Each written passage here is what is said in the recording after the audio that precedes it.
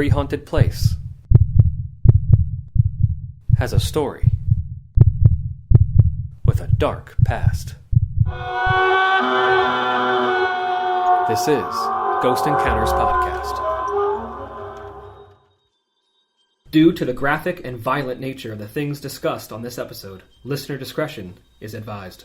Welcome back, all you spooky people, to the 11th episode of the first season of Ghost Encounters Podcast. I am paranormal investigator Justin Torok. I'm Eric Ledbetter, the realtor to the ghosts. Jordan and Kayla couldn't make it with us today, but we have a very special guest. He's a horror enthusiast, writer, and former teacher, actually one of my high school teachers, Jeff Achenzie. Hey! Jeff, thank you so much for coming on. Thank you very much for having me. So every guest I always ask, what was your first ever ghost encounter? Ooh, first ghost encounter. 42 years old, so I got to go back a little bit here. I would probably say one I usually know about was Illick's Mill Road. Okay. So there was a story there that I knew about right around the old mill. Everyone kind of knows it. And my sister played softball, so we used to be out at the Lehigh Little League fields a lot of times. And friends and I would wander for the night games. And that was the first time we looked over our shoulder, and there was something standing there. So out in Illick's Mill, Monocacy Park. What year was that? Oh, gosh. Probably about 1987, 88. Okay. What exactly did you see? Just a figure? Do you know if it was male or female? Male figure, just a guy. And from what I sort of knew, that was sort of his haunt. So Okay. It's from the mill up through around Monocacy Park, out around the driving range area. Mm-hmm. They have lots of occurrences in the bathrooms, the public bathrooms that sit out there, and yeah. So that's definitely what we saw that night. What was your reaction as a kid? Did you just run right away? We ran. Yeah, we were in the outfield. Nobody was around. So we knew we had a good couple hundred yards back to the bleachers where the safety of adults were. And one of my good friends and I, we were super into that stuff. So the fact that it happened together, and he doesn't like to talk about it still to this day, but we know that's what happened that night. So that was your first ghost encounter? Yep. Would that also be the scariest ghost encounter you ever had? Probably scared me the most. I think the one that always sticks out to me, because I was with a group of people, none of us ran, and we all just kind of were stuck in place, was in Gettysburg. Okay. And we saw the woman in white in the university's clock tower. Oh, wow. And we were on a ghost tour. And none of us wanted to be that person on a ghost tour that sees a ghost. We've been on a ghost tour. Oh, there's people like, did you see that over there? And you're like, oh, God, that person. Yeah. So the story was of a girl who had jumped to her death. Mm-hmm. She was a townie, and she had a relationship with a college student. They couldn't be together. They agreed to Romeo and Juliet it from the school's clock tower. And when they got up there, he had changed his mind. So they 1, 2, 3'd, and she was the only one. What an ass. Yeah, seriously.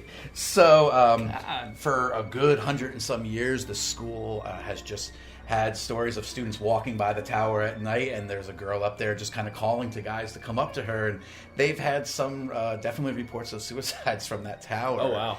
And so the night we were there, you're looking up and it's dark, and you kind of looking at, probably 3-4 stories, and there's a bell, and there's just this thing moving back and forth, and I'm like, I'm not going to say anything.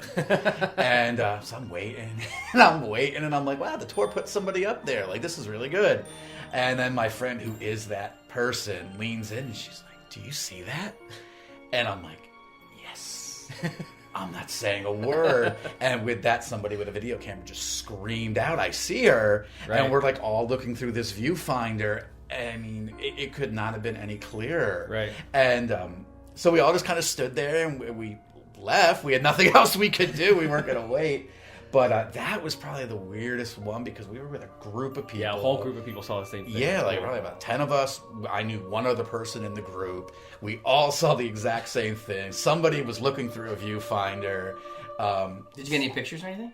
I did. Yeah? I had it not as good as what was in that viewfinder. Sure. That was amazing. But that's the one that I'm just sort of like, and we all just brushed it off as that's what we saw. Yeah, yeah, like nobody was gonna be like, all right, like what's behind the mask? Right. We all just walked away like, okay. And Hey, Gettysburg has a ton of video online, especially Gettysburg, because it's like so paranormal. You know, tons of stuff. Which is cool. And I mean, every inch of that town you walk, something's haunted. Someone's the been soldiers killed. walking through the forest or the woods. You know, stuff like that is really Hearing cool. cannons in the background. Yeah. Oh, absolutely. Stuff like that. And, we stayed on Big Round Top Campground. And definitely heard a cannon fire in the night. I mean, but it's just, I think if you're there, you just expect it. Right. It's Right. It's almost less scary and more like, oh, okay, this is what's supposed to happen while I'm here. Yep. Yeah. I took at the time girlfriend, now wife, one of our first romantic getaways was to Gettysburg. She still married me years later. We stayed in the Farnsworth, which is one of the Civil War buildings, and has a cannon hole in its attic. And we were staying in one of the new rooms, not one that was there during the battle, but definitely was haunted by, we were told, a young child. And there were all these toys around the room, because they were like, you'll just come back and like the jacks will be on the floor or something will have moved. Cool. And so I'm like, cool. And one night, you know, I've only known her maybe 6-7 months at this time, and she's just tapping on me like, there's something in our bathroom. And I'd been to Gettysburg. I was just sort of like, it's the ghost. And she's like, no, seriously. And I'm like, I'm not going to go check that out. And I was like, that sounds scary as hell. Oh, thank you. So I went back to sleep. And then the next morning, I walked into the bathroom, and sure, like her makeup bag was in the middle of the room. Oh, wow. Stuff was taken out of it. And I looked down, and I'm just like, what did you hear last night? And so there was that moment. But she always remembers, she's just like, you just like rolled over, like, yeah, it's the ghost, and went back to sleep. So... But Gettysburg, obviously, I've been there many times. It's great. That's really cool. Great spot. Yeah. Awesome. So how did you get into horror? I mean, I know you're a big horror enthusiast. Yeah. You love horror movies. Love you even horror. taught a class that showed horror movies. Yes. Like, how'd you get into this? I grew up in the 80s. I don't know. I don't know guess if that's anything else explanation. needs to be said. Exactly. Yeah. I mean, gosh, we had horror movie cartoons for crying out loud in the 80s. But my parents, I had younger parents, so my mom was 23 when I was born. That's like half of my life ago. Mm-hmm. But so Friday the 13th was in, God, it's going to sound funny, only its fourth iteration. Who would have known? But they were having a marathon weekend on probably the movie channel, HBO, one of those. And I was about 5 years old, and my parents thought it was a good idea to let me sit there. Yeah. And so they had friends over. I had an older sister. I actually wrote about this recently in Horror Works magazine. And I just remember clutching my pillow, just like looking, not looking, not looking. And 2 movies Friday night, 2 movies Saturday night, finished the 4 of them. And by Sunday morning, I was like, that was kind of fun. Yeah. And so I think that was like the first taste. Gotcha. And 80s parents were just very different than today. So they weren't as protective and and I think the "oh honey, it was all pretend" was not the mindset. My parents' friends were like, "This happened over in Jersey." They're like, "Did you notice?" No, like they talk about Freddy Krueger because he's not real. That's Robert Englund, but they're like, no one talks about who plays Jason. Yeah, it's a guy. Like, and these were things that my parents' friends definitely said to me, and so just all that kind of stuff. And I mean, I didn't know till I got older. I don't know if they were talking about Blairstown or not with Friday the 13th, but. I mean, that was kind of it. And Ilex Mill had its haunted house at that time, can't anymore. And I think that was it. But at that point, you had like Twilight Zone, the TV show was on. I think Outer Limits was on. Tales from the Dark Side was on. Tales from the Dark Side. I mean, this is before Tales from the Crypt. Oh my God. So I mean, and then Nick at Night would have Alfred Hitchcock Presents. Right. Video stores were just everywhere. They were in 7-Elevens, and wow, yeah, really? you could just go on 7-Eleven and rent a video. That's crazy. I did not know that. So just every week, it was just like. There was always stuff to see and do. And my sister worked at Blockbuster starting in, do some math, in 91. And you could rent 2 movies every night if you were an employee. So I would go with my mom to pick up my sister 15 minutes early and dart to the horror section. Yeah. So, I mean, and thankfully I had parents that just let me watch whatever. Yeah. To this, like, even today I asked my mom, like, what were you thinking? And she's like, That's her explanation to it. I was like, do you know what I watch? See, my parents were like the opposite. My parents were like, nope, you can't watch anything. Like, no nudity, no horror, no nothing. Like, it was really... See, my parents are kind of more like his. Like, I kind of just watched almost, not whatever I wanted, but, you know, they weren't as sheltering as parents are today. Like, I remember... my dad had me watch Candyman when it first came out. Like, that was creepy. That one messed me up a little bit. But, like, I've loved horror movies ever since I was a kid, you know? Yeah. And, I mean, and the merchandising took off in the 80s, too. Yeah. So, like, a Freddy Krueger doll or, like, the little squirt balls or T-shirts and board games, Halloween costumes. I mean, it just became... so popular. I think as the genre went down, and I think the popularity and the social pushback of the early 90s kind of swung the pendulum the other way. That stuff went away for a while.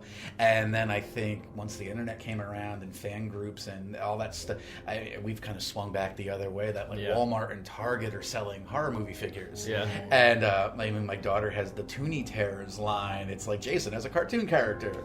And so I think we definitely have returned somewhat to the 80s, and I think with streaming now too.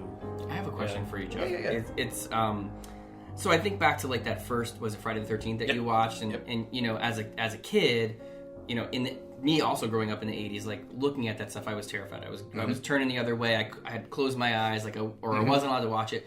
But you're watching it, and it did something to you. What do you think it was about that movie or about horror movies at that time that turned you into an enthusiast? I don't think I could have verbalized it then as much as I can now. I definitely think it was the safe scare for me. I lost my grandfather when I was 5, and my grandmother when I was 3, although I don't really remember that. But I came from a large family where my mom had like 13 aunts and uncles by blood, so 26 when you take that out to me. And both my grandmother and grandfather on my mom's side were the babies. So they were, in my grandfather's case, his oldest brother was like a good 20 years older than he was. So it just seemed like for the first decade of my life, it was like funeral. So we were just, not that I was surrounded by death, but you definitely had to make a relationship with it. And I think horror movies was kind of that safer place for me, where when you would come out on the other side, you were just sort of like, oh, there we go, that wasn't bad. I mean, I think definitely some of the stuff I watched over the years now is almost like the internal vigilance, where it's like, oh God, that was horrible. Like, I never want to see that again. But I know why I don't want to see it again. Yeah. Like, I mean, like, I preach a lot about Last House on the Left, like why it's, I think, one of the most terrifying things I've seen, not just because of how disturbing it is, but because what's actually under that surface too. Right. If you guys aren't familiar with it, it's just the idea that it's not the escaped convicts that are doing the horrible things to the girls that are the scariest part of that movie, even though what they do is just horrific. I mean, it is not easy to watch. I watched it with my 16-year-old nephew recently. I thought he was finally ready for it. And he got to the end of it, and he was just like, I don't want to watch that again. And I was like, that's the right answer. Like, I don't think people come out of that movie like, wow. But I think the scarier part of that movie was that the parents that actually get their hands on these killers, knowing what they have done to their daughter, right, and we see what the parents do, that is so much scarier. Right. Because, you know, escaped convict, crazy man with an axe, great. Mom and dad at the dinner party. But as a father, can you not relate to that a little bit? Oh, like, what would you? Absolutely. If you got your hands on someone that did that. Oh, like, absolutely. Like, you know, and I say to my wife, I mean, that's the dark, I mean, the id, if you will, that is so frightening, is the idea, like, you know, as you become older, and definitely with kids, there's just this thing of like, oh, you will not stop at anything to protect your children. Exactly. And I mean, that is such a frightening thing, because we like to pretend we're civilized, we like to pretend we're these like very gentle society, but there is just, everyone has that little bit of darkness, there is that primalness under all of us that is frightening, which I do think when the right horror movie can tap into that, much scarier than you know, than the guy with a mask. Right exactly. See, I was the opposite, or maybe not the opposite, but I was, if it could happen in real life, I was terrified. So like, a guy with knives for nails, or a guy in a mask terrorizing your neighborhood was the stuff that I stayed away from. Ghosts and paranormal stuff, like things that I didn't know about at that time, or things I couldn't see, were probably the things that were less scary to me.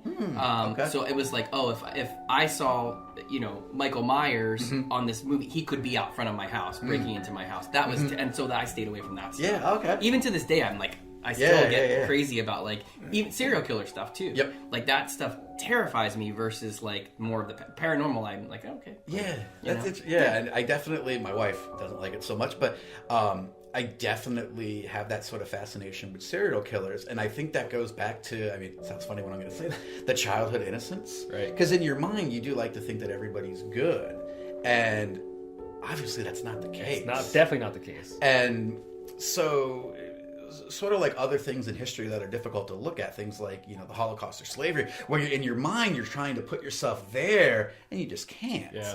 And the serial killers are definitely kind of that place where in your brain you're just sort of like, all right, maybe if I can understand it and unlock it, like I can at least... I don't think there is an understanding to it. And we've talked about it a million times on this podcast about, childhood abuse, child abuse, those serial killers went through when they were kids, and traumatic brain injury and all kinds of crazy stuff that happens that led them to there. There's a lot of parallels between them that we'll never understand because we were never in that situation. It's crazy. Yeah, absolutely. So I digress. I could go on forever. No. Yeah, my wife doesn't like it because that's just, and I keep thinking if I watch one more documentary, I'm going to find the key. And so, and now they're very in vogue again, where everybody's dropping, Netflix just had their Night Stalker one. I think, was it Peacock? Sorry, I'm not plugging these. I don't work for any of these companies. But they had the Son of Sam one. And someone just did one about the Killer Clown. Yeah, Bundy's back in. And I, there's definitely the audience out there. And my wife, she just does not understand it. But people that friends and stuff in the communities, that we all kind of have that same sort of mindset of just like, maybe if we could understand it, it would be easier to take or to deal with. But I was looking for a good Dahmer one, and I couldn't find one. Like Netflix doesn't have a Dahmer one, and you can't find them. Like they're like, you can find everything else, but for some reason, I don't know if they're making it or whatever. There's not a great documentary that I can find about Dahmer. The best medium I've ever seen on it was, and this eventually was made into a film, which was fine. There's a graphic novel called My Friend Dahmer, and it's written by one of his high school friends. Yes. And I mean, if you really want to get the idea of like the warning signs or, the very end of the book, and not giving anything away, but his wife calls him and says like, "Hey, somebody you went to high school with killed a bunch of people," and the first name he said was Jeffrey Dahmer, and he like. So the fact that high school kids knew at that time that this is a problem, right? And nobody else saw it was very interesting. But that book, there are just so many things where you're just. I didn't see that movie because I was looking for more of like a documentary style type film, but they're hard to find. Yeah, I watched that movie and it was okay. Yeah, I was expecting a little more from a Dahmer documentary, but then I forgot to realize that it was about him as a child, so he didn't really do as much. So it was pretty much about everything that led up to the moment where he wanted to do something evil. Yep. And I think the very last time the guy saw him was shortly after graduation, and the time frame looks like he had committed his first murder right in that time frame. So he's like, the last time he saw him, had he just done his first killing? No, that's interesting. That's really interesting. But that's where it leads off. Yeah. If any of our listeners know of a good Dahmer documentary, let us know. I was looking up one, and I don't think there is one on Netflix, but there's one called The Jeffrey Dahmer Files, which I think I've seen, and it was actually pretty decent. And I know ID has definitely done episodes on these serial killers that are actually really, really good. And you being a youngin', you probably don't. I mean, we watched it on the evening news. Right? Yeah, I wasn't there. I mean, so for the world to see that, like I said in the last podcast episode when we were doing Jeffrey Dahmer. It kind of shook the world that this kind of thing actually happened in a place where the Happy Days was about, place where it was about family and happiness, and all of a sudden here's a cannibalistic serial killer. Yep. I think too, some of it is not a symptom of the time, but I do look back and so much of it was the who he targeted, and in that late 80s, early 90s idea, very sort of the shifting of homophobia in our society, and the fact that him attacking gay men, like the idea of most of his targets, and it was just very much sort of that underneath of like, oh, see, it's that whole sort of part of society that's the problem, and like, and now looking back like 25 years later, you're just like, no, like it's just very interesting how things were framed. It's very different. One thing I did want to talk about is currently you are doing some horror writing. Can you talk a little about that? Who are you writing for? Where can people read your writings? So I work for Patty Jack Press. That's our editing or publishing company. We started with a little niche publication called the Joe Bob Fanzine that's been around for almost 3 years now. We're coming up on issue 16. That comes from, if you know Joe Bob Briggs, he used to host Monster Vision on TBS. He now hosts The Last Drive-In on Shudder. I am a huge Shudder stan. They should start paying me royalties. The amount of times I have talked about it or written about it. I use the term stan. I like to try to stay young. But so in that particular magazine, we recap kind of the seasons that he's done just on Shudder. So we go back through, we do a lot of the movies. He has really long monologues that we transcribe through computer.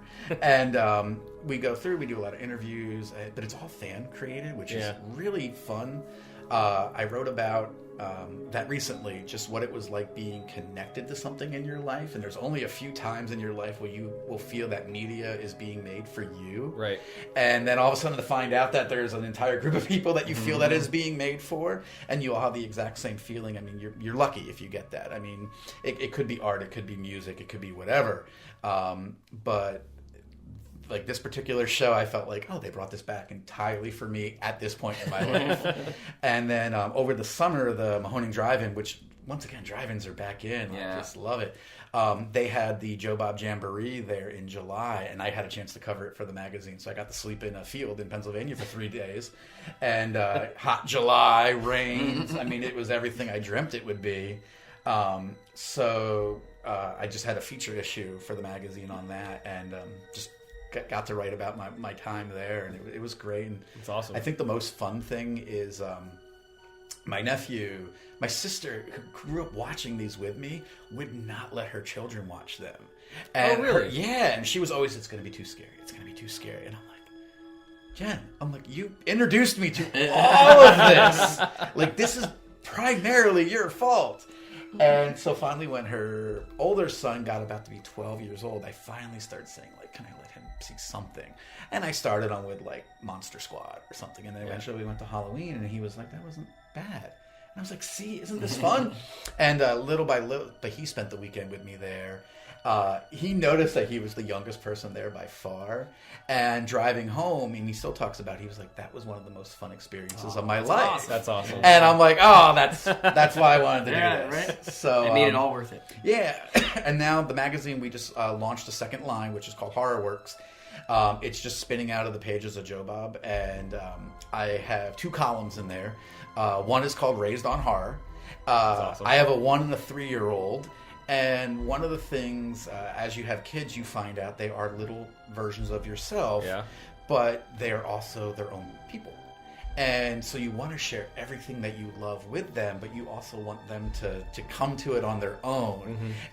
So horror being such a big part of my life, you're like, well, how do you do this? Like, how do you not push them away, but how do you, when do you do certain things? Like, and, I have such a huge horror movie collection on physical media, and then my collectible wall is just gigantic as well. And it's like, okay, if they walk in there, they will never go in that room again. So I thought the best way to do it was just to ask parents. So I curate it, but Raised on Horror, we just have guest writers every single month. And they kind of share their story any age. So our first piece was her son is 8 years old. And she actually worked on horror documentaries with her husband. And so that's how they met. So obviously her son has just been but she wrote great tales about what they've done. And we have somebody actually going to be for the next issue has a teenager who is just totally into Rocky Horror and talked about how that's like the family bonding experience instead of like, you know, the Friday night video store. No, we're getting dressed up and going out. And then the other one I do is open to anybody. And my wife gave me the name, which was great. I forgot the name in Latin already, but it's basically First Fright. Oh, okay. And Primo Terror, I believe, is the Latin. But it is exactly what I've already done on here. It is just everybody talking about their first horror movie whenever it was. Because that was the thing I think I noticed at the Jamboree was people come to horror and this kind of stuff at all different times of their life. Right. Sure. And there were people that like, I married into it. And the wife's like, he did. Like, and I thought that was great. I was like, here's this like 40-year-old guy. Like, I've never watched any of this stuff. Right. Versus like my daughter that wears a like Friday the 12th shirt with Jason being really sad to school, and her preschool teachers are like, it's fine. And I'm like, okay. Awesome. And, you know, I get fun questions. The school knows what I do. Yeah. They know they had the magazine. And when they do Halloween, you know, Cameron, that's my daughter, she's just like, Frankenstein, Dracula. And when they had Ghost, she just kept saying Ghostface, Scream. Yeah. And one day her teacher's like, is Ghostface a thing? Yeah. And I was like, I'm sorry. I was like, please don't call protective services. But, I mean... That's awesome. Are you taking people in to be on these columns? Absolutely. If people want to be on it, whether you're a parent who introduced your kids to horror or you want to share your first horror movie experience, where can they reach you at? Yep. So Raised on Horror has its own Twitter account right now, Facebook page. It's just at Raised on Horror. And then that magazine is HorrorWorks. So once again, I think it's just at HorrorWorks. And if you want to look for either, it's at Patty Jack Press is the editor. And then, let's see, it's at Joe Bob Fanzine is the Twitter. That's how we do most of our stuff. www.pattyjackpress.com has all the issues, everything available that's been there. Our printer actually let us go to a on-demand kind of thing. So nice. We have our initial runs, and then they usually let us do some back order stuff. So that's been great. Like I said, I know this upcoming Friday, I don't know when upcoming is. Let's go with December the 17th. Okay. Joe Bob is having his Christmas special on Shudder, and they do the charity auction. Cool. And we donated a full run of magazines to it, so that's one of the things that's gonna get auctioned off. That's very cool. I got to tell my business partner Chad to get in touch with you because he has pretty young kids, and he just took them to HorrorCon. Yep. And, like, they love it. They know horror movies. They know they're fake. But they love them. Yep. They're at a HorrorCon. They're like touching like the fake props and the zombies and this and that. They're talking to like actual people they've seen in horror movies. Like asking questions. Like they love it. It's awesome. That's my daughter has this picture with Felissa Rose from Sleepaway Camp, and she's wearing the camp shirt from Sleepaway Camp, and Felissa Rose like tried to steal my daughter. She is just like, this is the cutest thing I have ever seen. And you were talking about introducing kid, like with my nephew. That's very much sort of like HorrorCon that I did with him. Is like I had to explain to him that this is all a magic trick. Yeah. And since media and all that kind of stuff was interesting to him at that time, I just told him, I said, if you ever get nervous or scared, I said, just look at it and try to figure out how did they do it. Right. Because I don't think they really put an axe in that guy's head. So I said, so figure it out, or maybe look it up. Maybe I'm wrong. So speaking of horror movies and your love for horror, as I said before, Jeff was actually my 10th grade English teacher. Fantastic English teacher. I remember the speech you gave at the end of the year. Cereals, pajama, and Nintendo. That's right. It kind of gave us motivation to do better in life and not be that person who just stays in their pajamas and eats SpaghettiOs and plays Nintendo all day. That's right. But you actually taught a class that showed horror movies, and it was about classic films. Can you touch on that a little bit? Yeah. So I had a chance. I was so fortunate to have a great English department and a great school that let me do a course we called it Intro to Film. Liberty High School, by the way. Oh, Liberty High School. Okay, I can plug Go it. Hurricanes. I didn't know if I could plug that. So it was just Intro to Film Studies, and the idea was just to get kids used to the language of film, and then give them a little bit of history, talking about how it went from just sort of this spectacle to suddenly having a narrative structure. And then we hit on different things. We talked about the different genres. That's kind of how we package our movies today. Yeah. Versus how, we talked about the studio system and things like that. I loved it because it gave me a chance to show teenagers movies that they wouldn't go and necessarily find Right, themselves. like you were saying, Nosferatu. Nosferatu. Like no one would ever go and see that. Like obviously I've seen Yep. that, Yep. and I thought it was genius for a silent movie at the Yep. time to have that kind of dark story and to kind of try to use effects because they couldn't Yeah. film it. They couldn't film at night, Yep. so they used different tones and stuff to differentiate from night and day and stuff like that. Oh, So it was absolutely. pretty cool.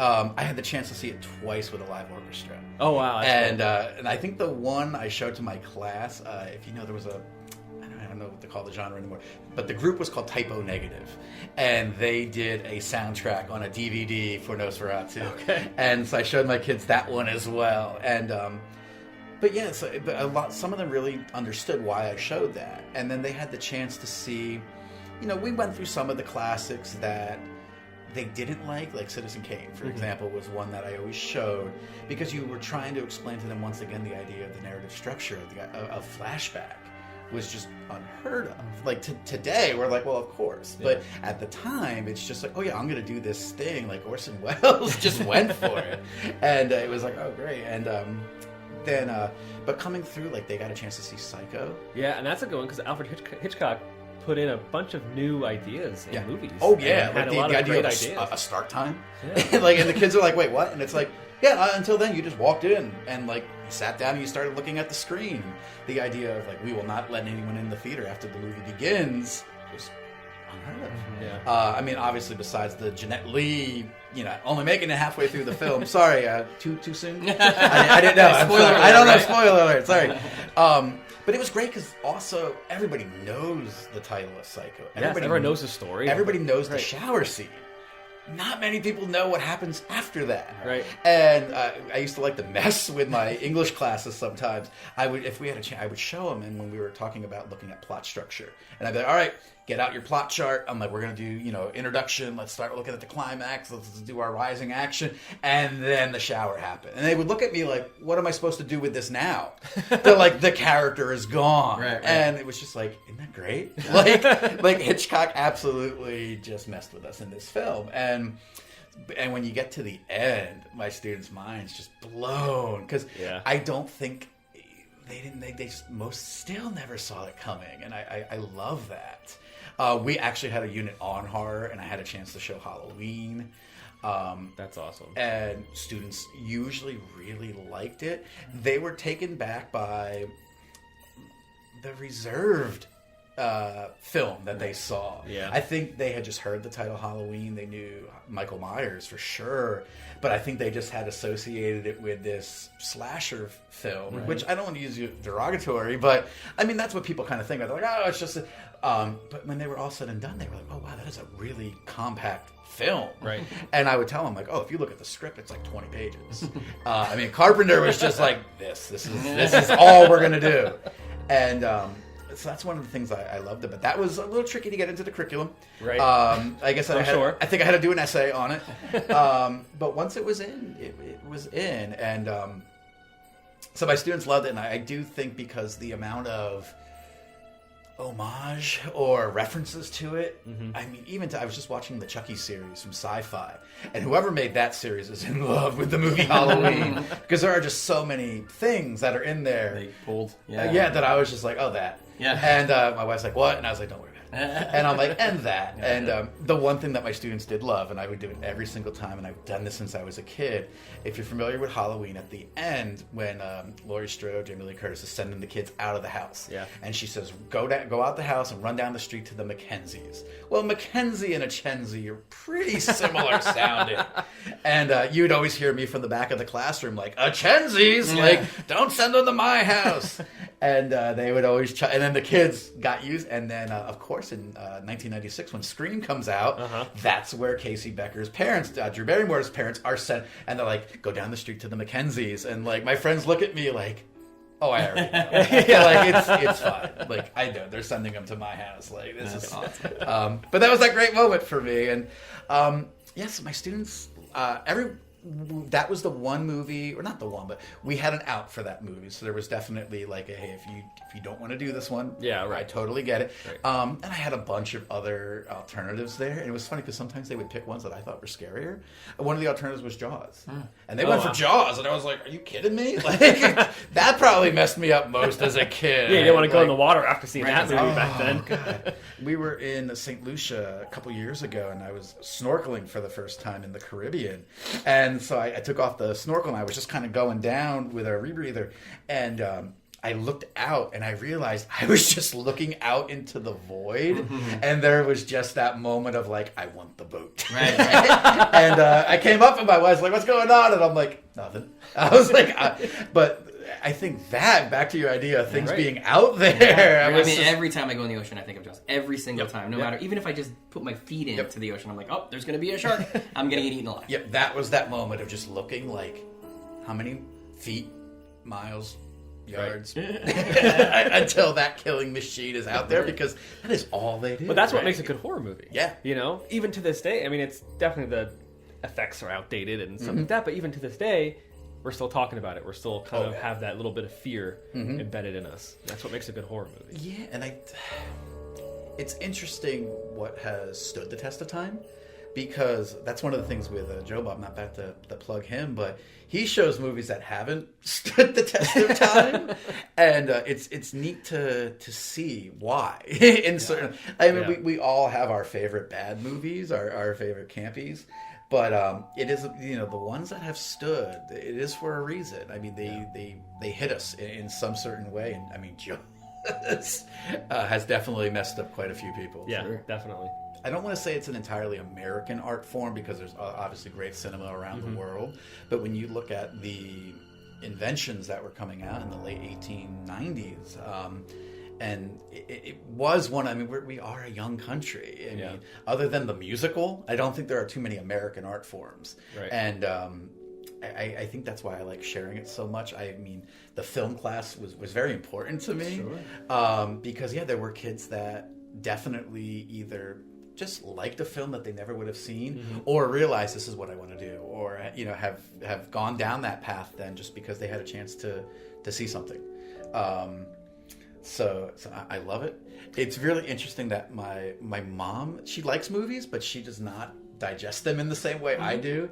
And I have to tell them movies that she's seen, because she just doesn't remember. And like, most of my life is just a movie quote. I'm just like quoting. And she was just like, how have you done this? And I was like, I don't know. I'm like, just everything is in there. It stayed. Well, yeah, I mean, I was gifted with this curse of like remembering everything I've heard and seen, and it makes you rather awkward in situations because nobody remembers stuff, but you're like, it's in there. Oh, if it's important to you, I think you remember the things that are important to you, or the things that change your life, as especially when you're younger and growing up through this stuff. Like, I can quote movies, not even hard, just movies absolutely, that were super important to me, and the ones that I was like, I couldn't tell you the ending. So. Right. Yeah. Staying on that horror movie theme, I remember not too long ago, I was just scrolling through Facebook and I was seeing pictures of you in different movie sets, and you're out in California, and what are all the movie sets that you visited, and what were they like, and what was your favorite?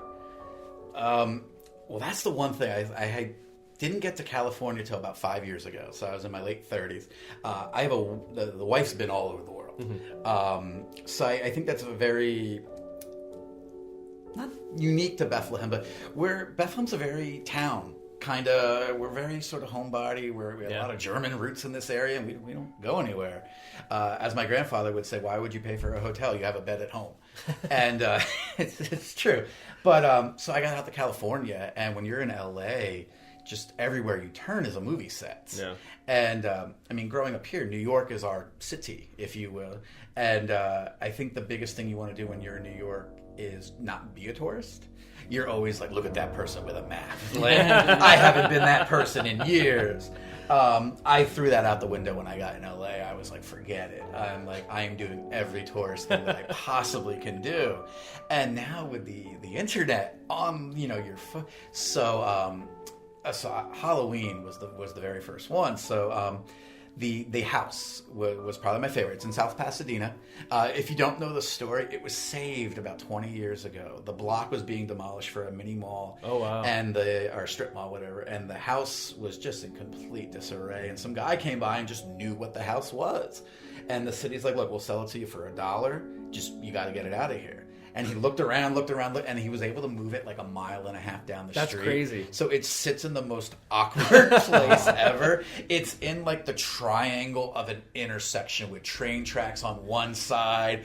And so I knew that when we were going to see it, but even when you walk up to it, it is just like, what in the world is going on? But I love the fact that it's actually preserved now, probably, hopefully for all time. That's awesome. But it was just so cool to kind of be standing there and walk around that opening handy cam shot, that Panaglide, sorry, that Carpenter knew he wanted. I mean, that's where most of the budget to that film went, was the Panaglide.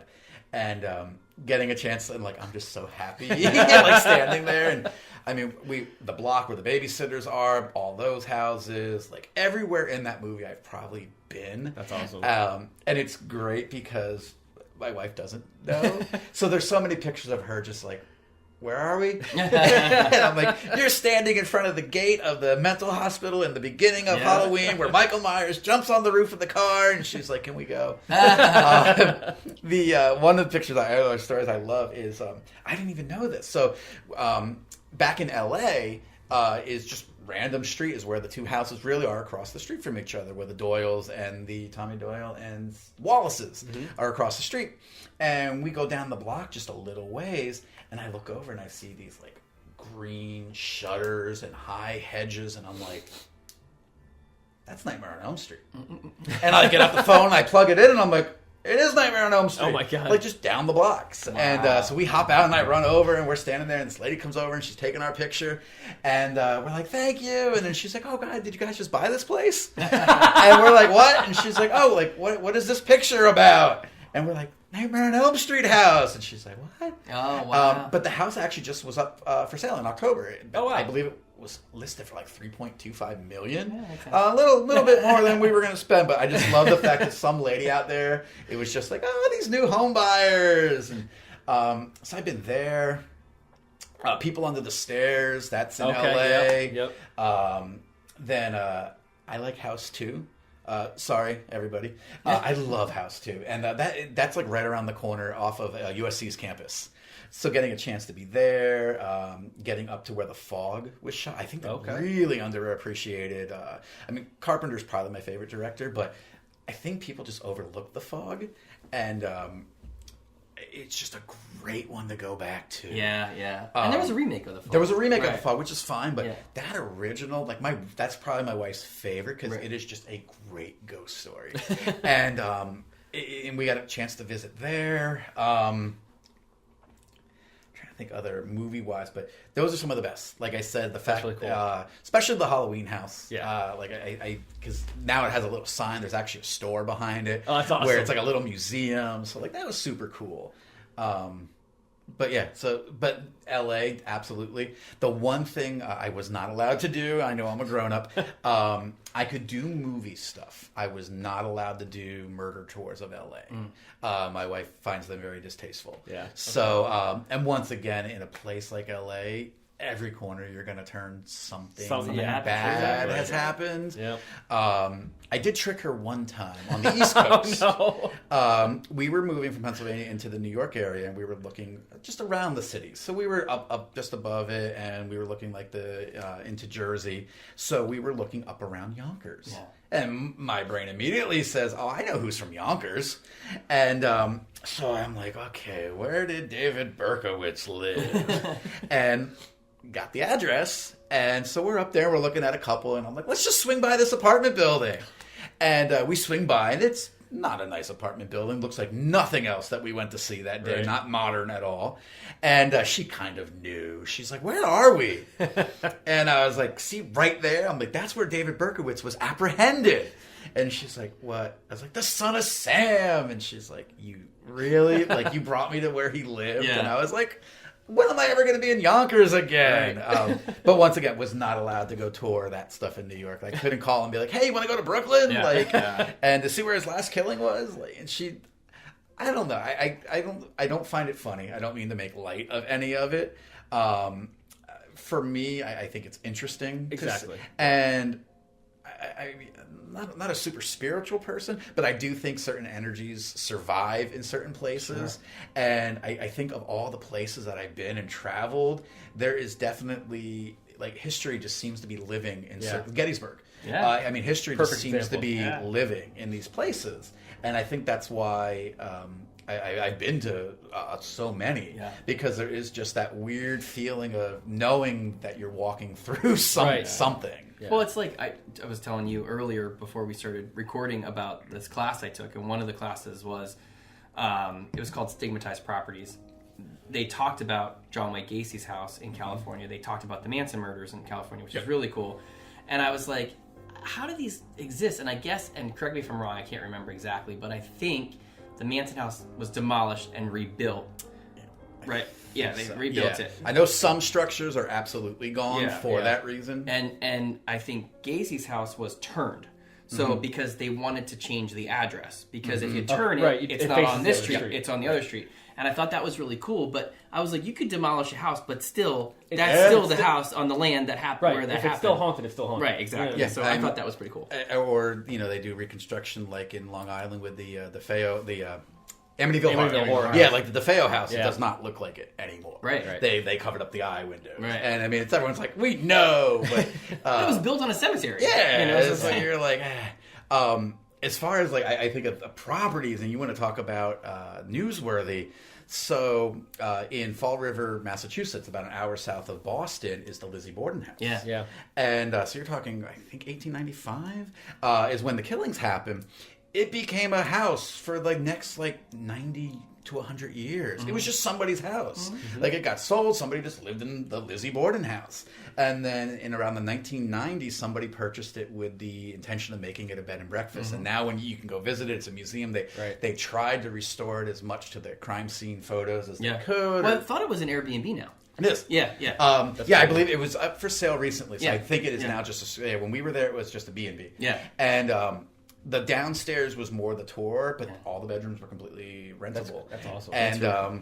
They had the couch from one of the crime scene photos where the father was killed. They had not the same couch, but they had the same era type of couch. And there is just this weirdness of sitting on the couch and looking at the crime scene photo. Right next to you, right. And you're like, that's interesting. And they had some stuff from the crime. When you went to the historical society in the town, like, they had the bed sheets from where the mom was killed, and they had all this stuff, and it's just like, but I mean, imagine like in the 1960s, like that was just someone's house. Someone lived there, yeah. And apparently there's still, because there was so much blood where the couch was or somewhere, that it dripped to the basement, and you can still see the outline and the stains because it never came up, and they tried to preserve that, so you can go and see that. That's crazy. Of all the craziest things that day, like double axe murder, we were on this tour with a girl that was like 7 years old, and we were up in the front bedroom where the stepmother was killed, and the little girl's there with her grandma, and the tour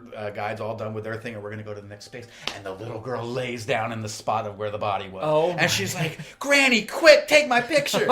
And that was more frightening than anything I'd ever seen. I was like, good Lord. I was like, what does this girl do? But I mean, that 100% true story. Yeah, that's awesome. And in fact, one of the photos I used to show my class, because we would talk about Salem. We would read, we'd read The Legend of Sleepy Hollow. We would read some of Nathaniel Hawthorne, who's from Salem, and those pictures were in between that trip. And and in one of the photos, there's the little girl standing like with her grandma, and I was like, and that girl is the terrifying, creepiest person you've ever met. So I mean, that's probably one of the more famous sites I've been. That's cool. So speaking of axe murders, here in Bethlehem, we actually have our own axe murder that not many people know about, and I only know about this because, Jeff, you actually told me about it. Mm-hmm. But before we get into that, we're going to take a little break, and we'll be right back.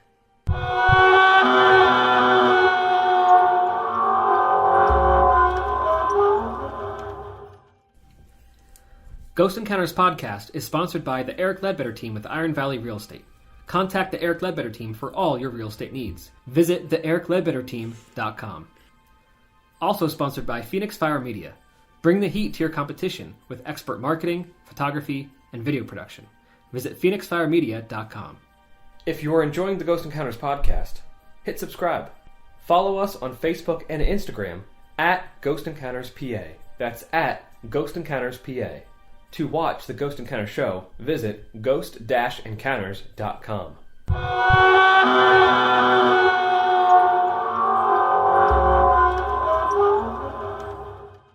And we're back. Eric, you were telling me that you were taking this stigmatized properties class. Yeah. Right? So actually, I know throughout these episodes we've asked these questions about do you have to disclose murders and hauntings and stuff like that.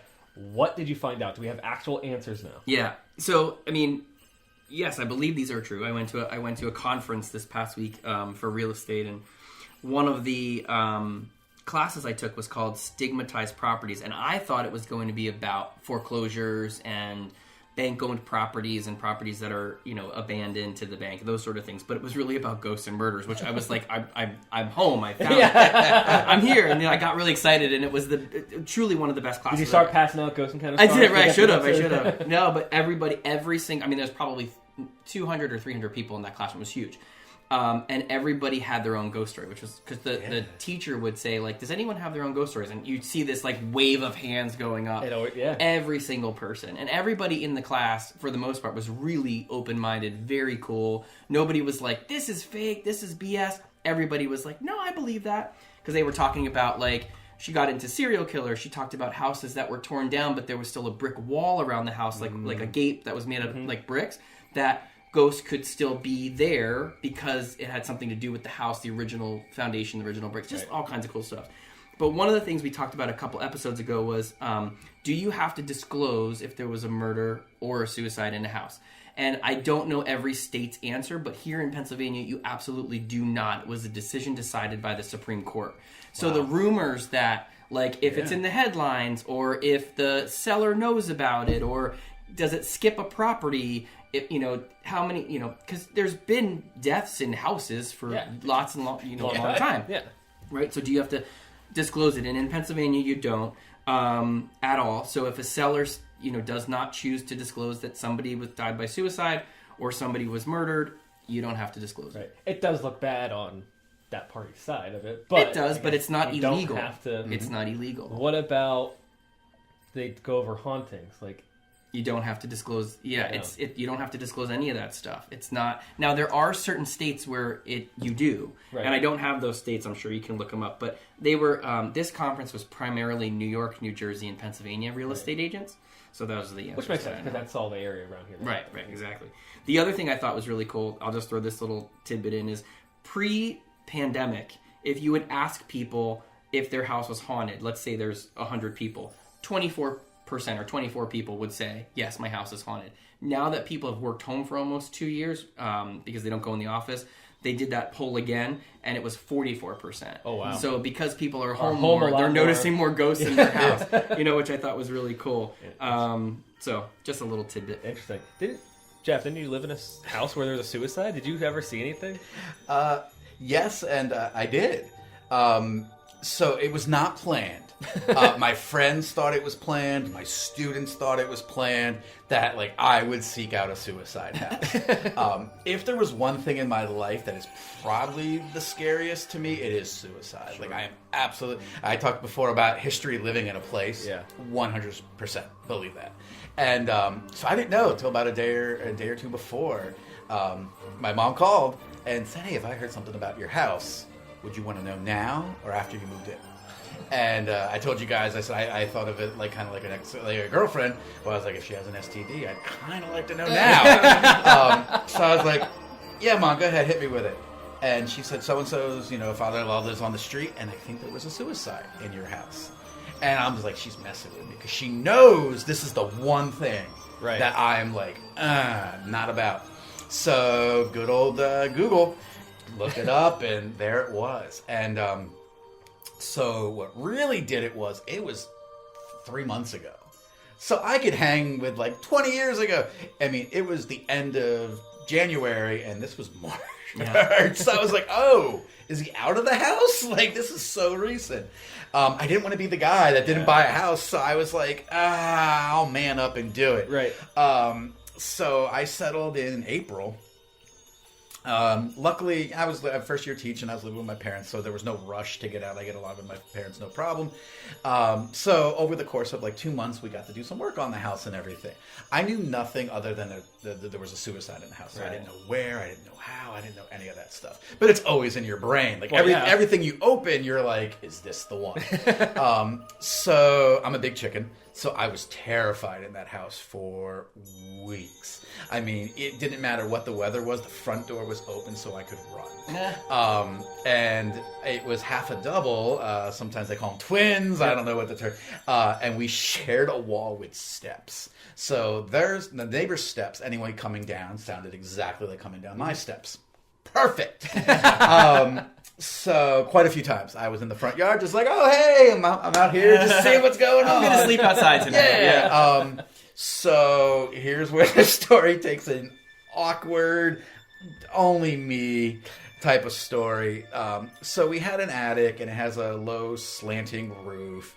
And one of the parts of it had a hole in it, like maybe a 1 foot by 1 foot section, like somebody had punched it or a kid or whatever had kicked through it. It's the attic. So my friends thought it was kind of funny. I was gonna have a roommate for a little bit. Thought it was funny that you could be standing there and your head was like could go in this hole, and we would be like, "Look, I'm in your ceiling," and I'd be like, "Look, I'm in the ceiling," and so we boarded it up, and my friend moved in. It's all plastered up. Fast forward 5 months, we have a Halloween party. My neighbor comes over, and a nice guy named Ed, and I was like, "Hey Ed, I got a question about Bob." That's the guy, and he's like, "Yeah," and I was like, "So what do you know?" And so I found out my neighbor is one of the guys that found him. He had been dead about a week. Oh, was a stench starting to? Yes, but that wasn't the reason. Oh, so this happened in January. It was right after New Year's. I guess he had a big blow-off party, which we found all kinds of remnants of when we moved in, and there had been a snowstorm. His wife had left him just prior and took the kids. So he was by himself in the house. He was falling behind and all. I mean, just situations. So there's this major snowstorm comes through the area, and everything gets covered in snow. No sign of him for days. And nobody came out to shovel, the cards, so they know this guy hasn't. So finally, Ed calls his brother and says, "Hey, we haven't seen him in a while." Yeah. And his brother actually said he's probably dead. Wow. So he came over. They must have had a key or something because they got in the house without the police. Right. So anyway, Ed's telling me all this, and I was just like, I was like, so what happened? And they're like, oh, well, he hung himself. And I was like, oh. And they're like, well, do you know the hole that was in the attic? No. And I'm looking at my friends like, we are all in so much trouble. Yeah. So that's what we found out. The two instances then that came from it. So I had a dog, and I coached wrestling. So a couple times a year I would go away to wrestling tournaments for the weekend, 3-4 days, and one of my friends would come and house sit and dog sit. And so after like a second or third time, I was like saying, he's like, yeah, he's like, I just don't know if I can help you this time. And I was like, Jared, what's going on? And he's like, well, last time I stayed, he's like, the smoke detector in your attic was beeping, like the low battery.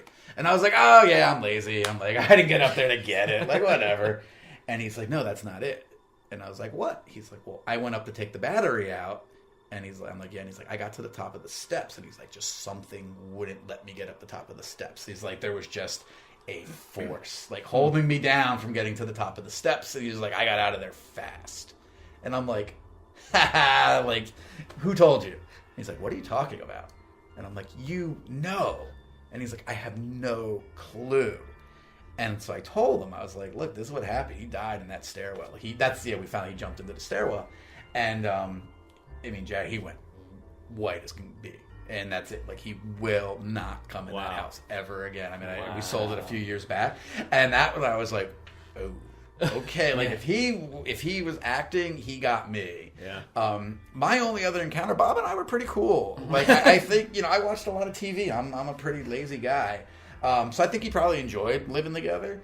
The only thing I ever had, and I just, once again, kind of played it off. I got up in the middle of the night. It was like 1, 2 o'clock in the morning, and I was thirsty, so I went to the fridge to get something to drink, and I grabbed a Gatorade, and I heard something run across the kitchen, and I could feel the floor because it was over top of the, and I could feel the doom, doom, doom, doom. And then something stepped on my foot and ran into the living room.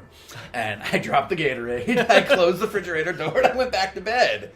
And I woke up like, I don't think that happened.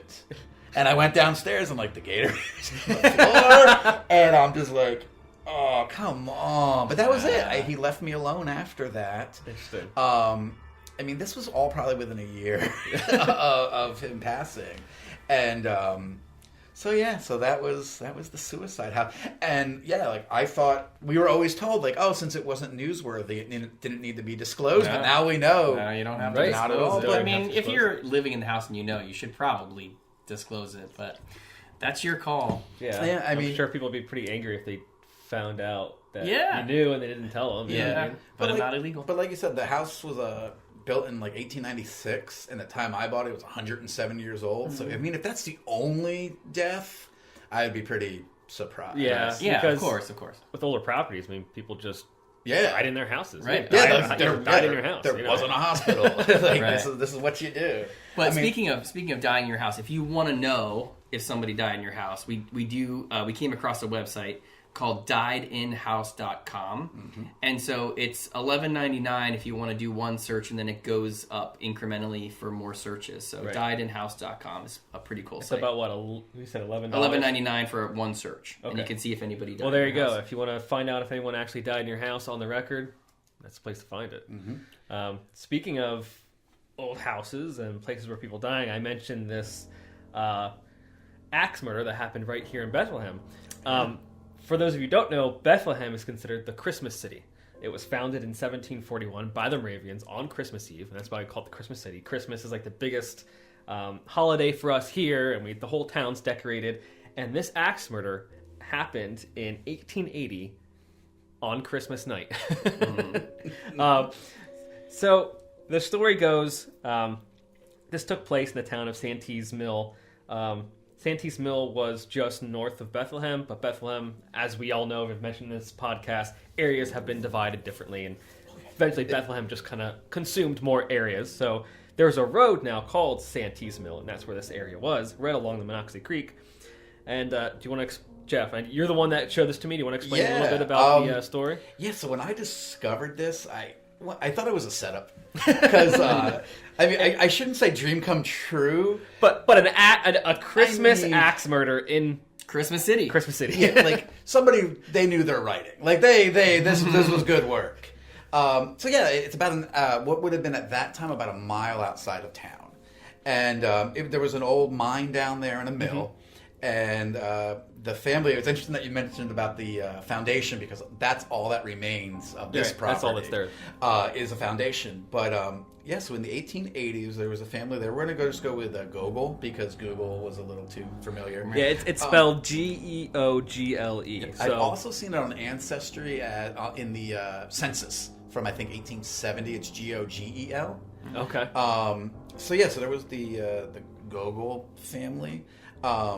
Lived there. It was a husband and wife with 2 daughters. Jacob, I think, was his name. Yeah, Jacob and Annie were the parents. Yep. And we have 3 daughters, actually, now that I'm remembering. There were 2 younger and an older. Yeah, the older daughter is Alice. Yes.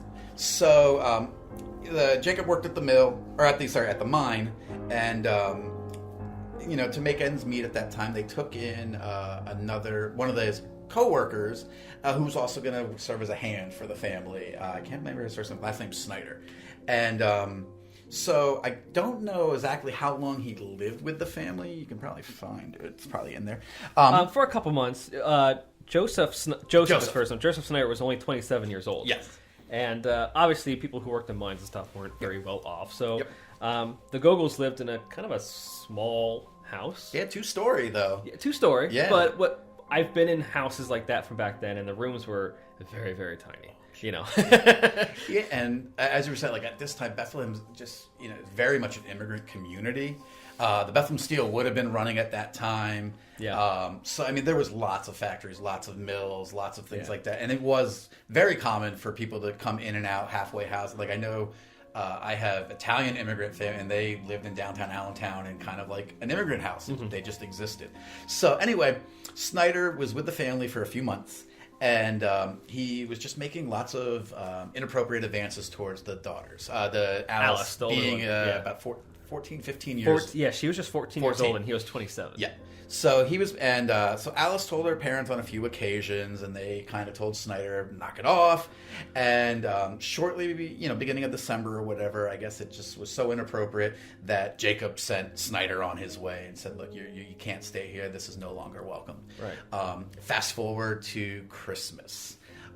Now, I've been told, or what I've seen, so this story, I first encountered it in Murder in the Lehigh Valley, which is a great book, but the Bethlehem Globe-Times existed, so I was able to go down and just find the old newspaper articles. Right. So some people said that, anyway, so Joseph Snyder shows up on Christmas night at the Gogol's, who are celebrating Christmas with their neighbors, who also have 2 girls. So now you have 4 adults and 5 girls in the house. And I was told, or I read, at least not told, that Snyder shows up dressed as Santa Claus. And he's, wanted to come and celebrate Christmas, knowing that this was going to be a very hospitable family. And they said he could come in, he was going to enjoy some food, they were going to sing Christmas carols. It gets late into the evening, and the neighbors were going to be going back home. And the daughters asked if the 2 girls could stay.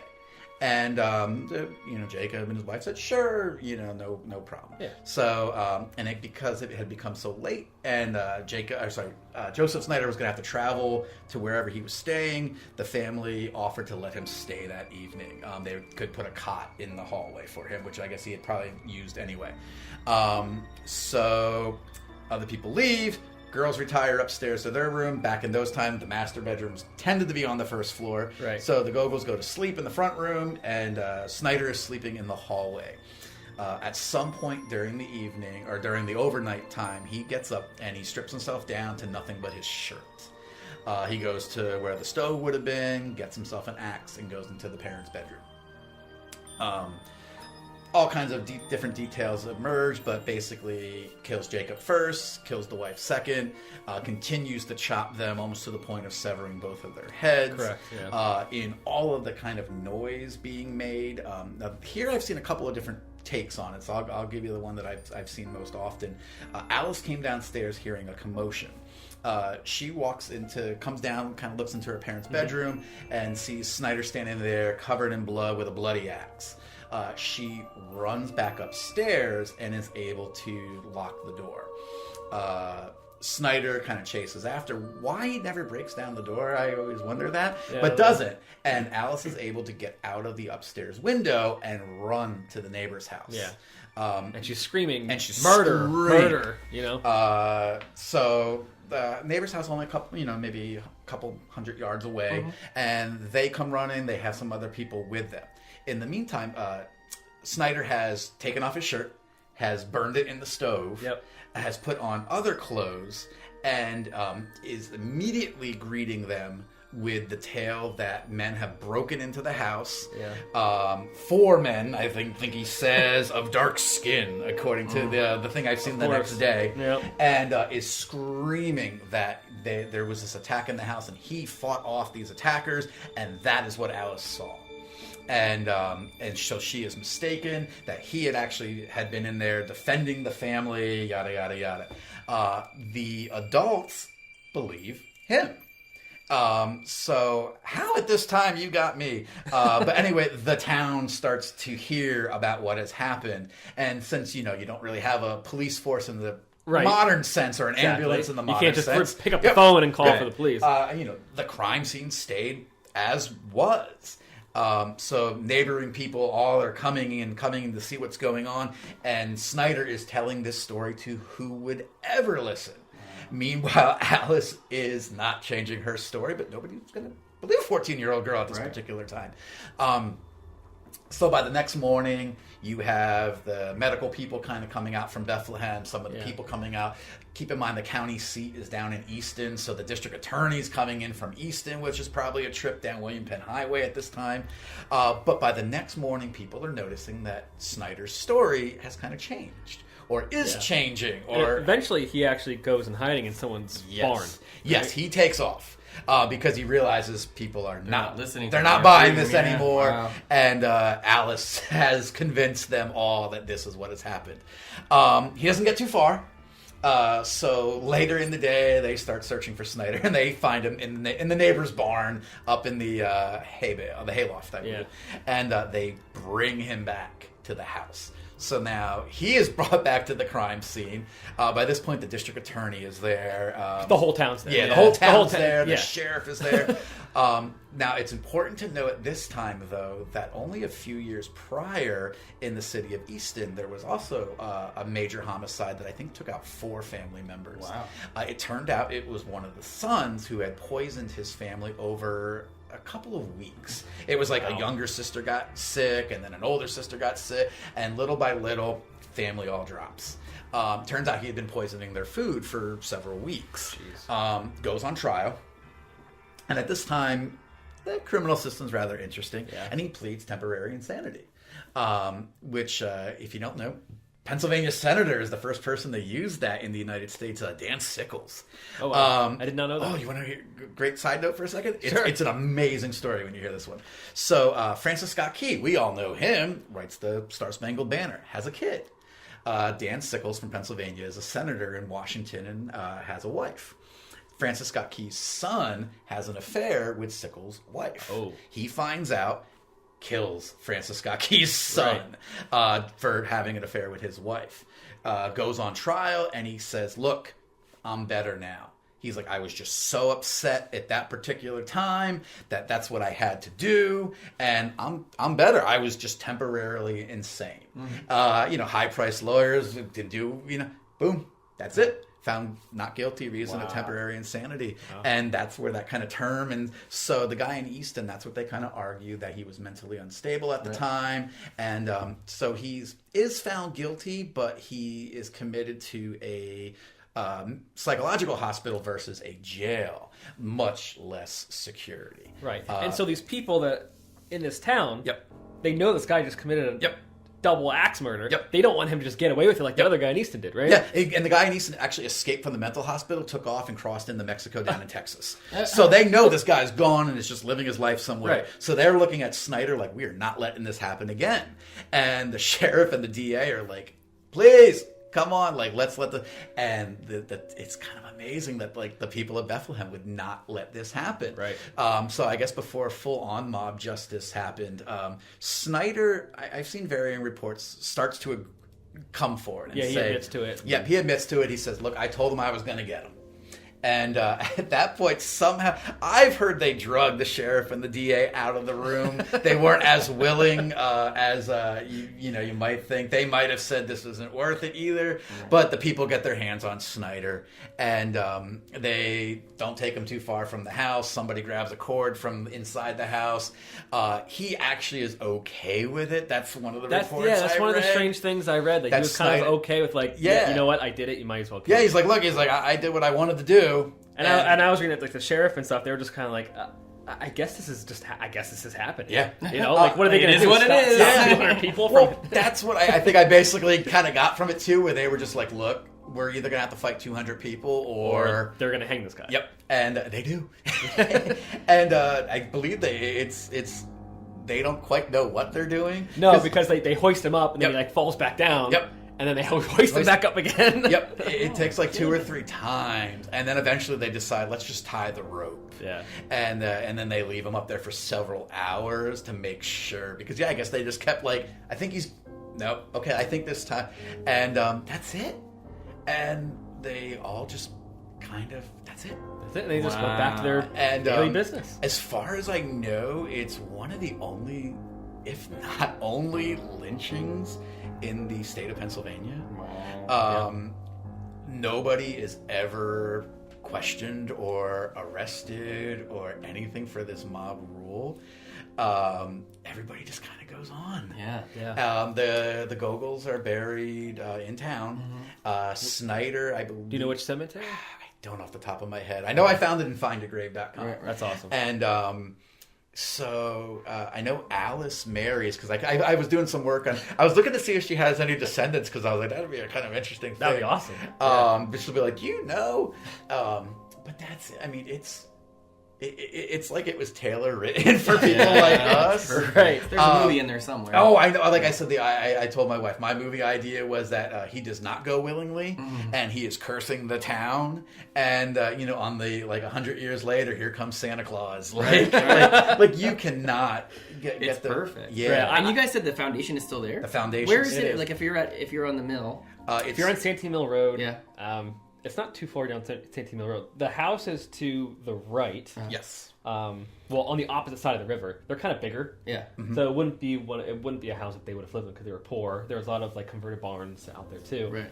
To the left, though, there's not really many houses, but you see the pillars that would have been the entrance to driveways. They're kind of knocked down and dismantled, but not too far down the road. If you look, you can see a little foundation. Oh, get out. Yeah. I'm gonna go look. Yeah, I think it's closer to 512 than 191. Yes. The first time I went down 191, turned left, and then just kind of go down that road. And there's signs posted about trespassing. Yeah, if you look at Google Maps, you'll see how the river kind of bends, and it gets pretty close to Santee Mill Road. But then halfway down Santee Mill Road, it kind of just veers up north. Mm-hmm. So that whole extra section of Santee Mill Road, that's not where it is. It's in that beginning first. Got it. Okay. There. Yeah.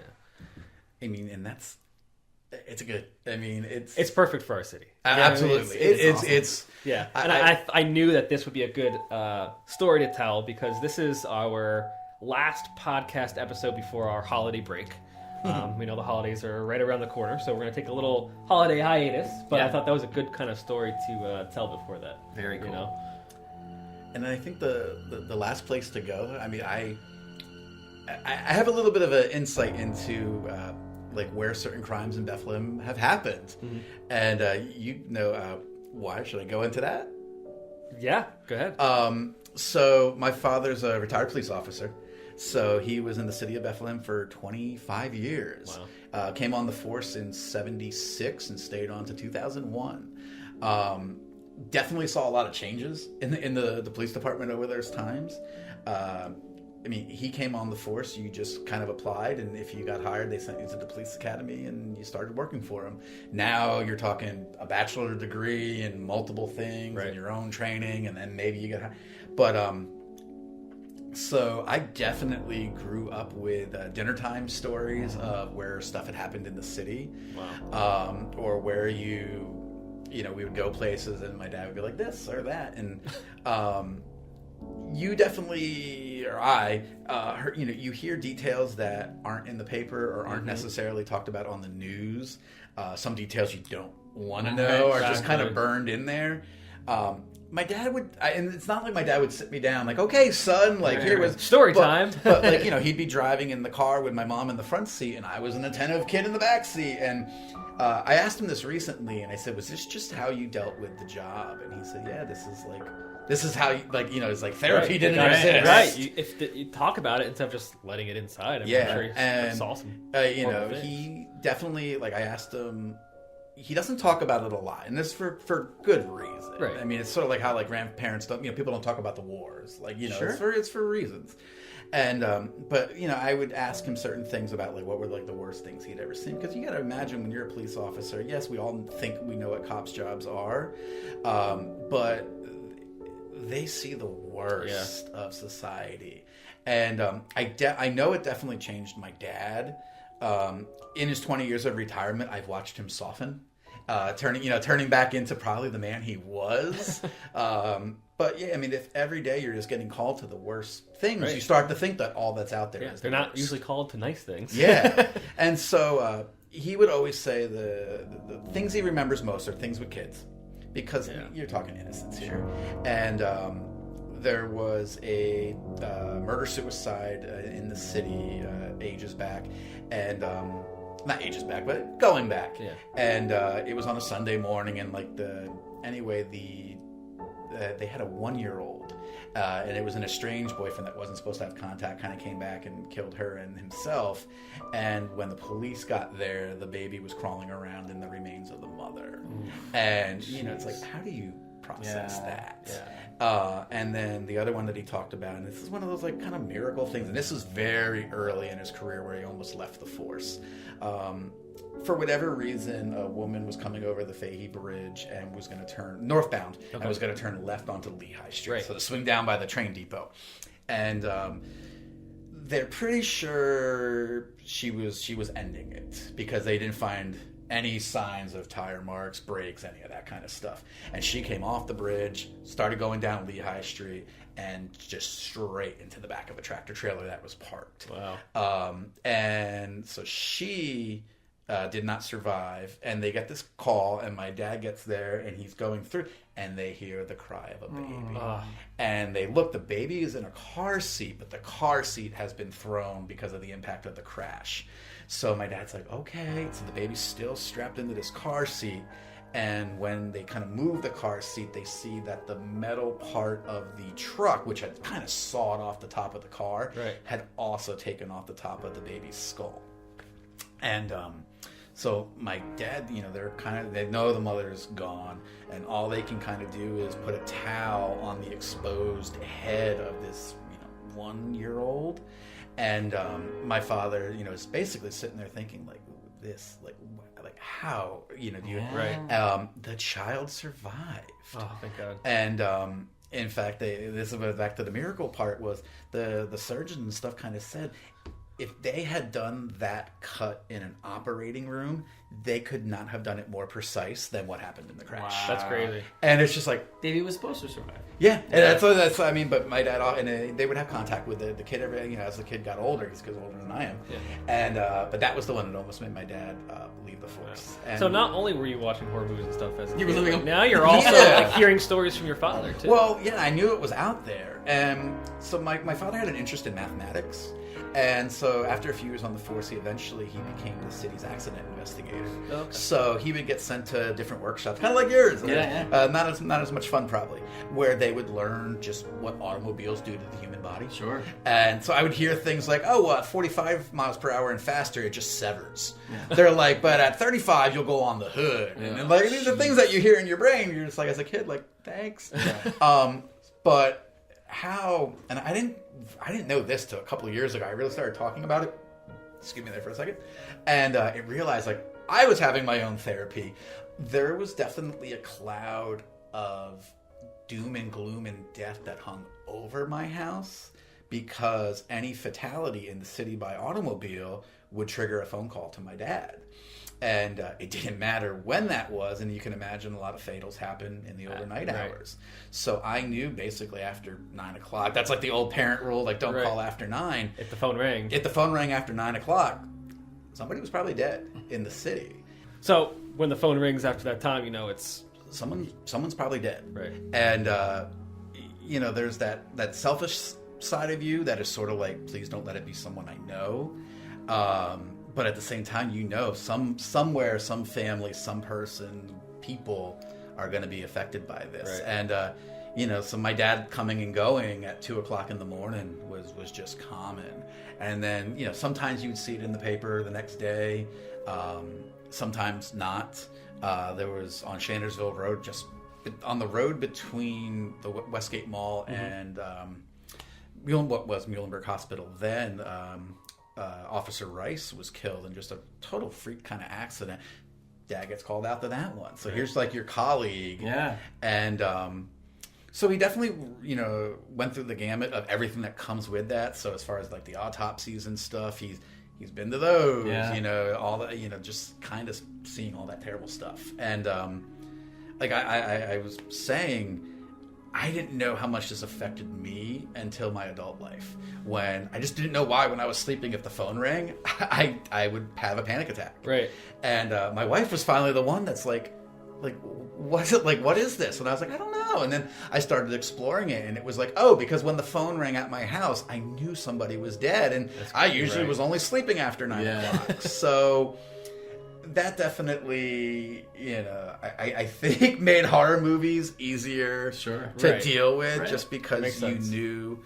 To put one final story, though, that's not what my dad remembers the most. He always told me he only became a police officer because he saw his job as helping people. And he got a call one night on Christmas Eve for an intruder on the west side of the city. So he gets out there, and it's an older lady. And she says, somebody was walking around outside, looking through windows and, was scared. So my dad said, all right. And it had snowed not much earlier. And so he's walking around the property, and it's pristine. There's no footprints anywhere to be found. And so my dad's like, something's not right.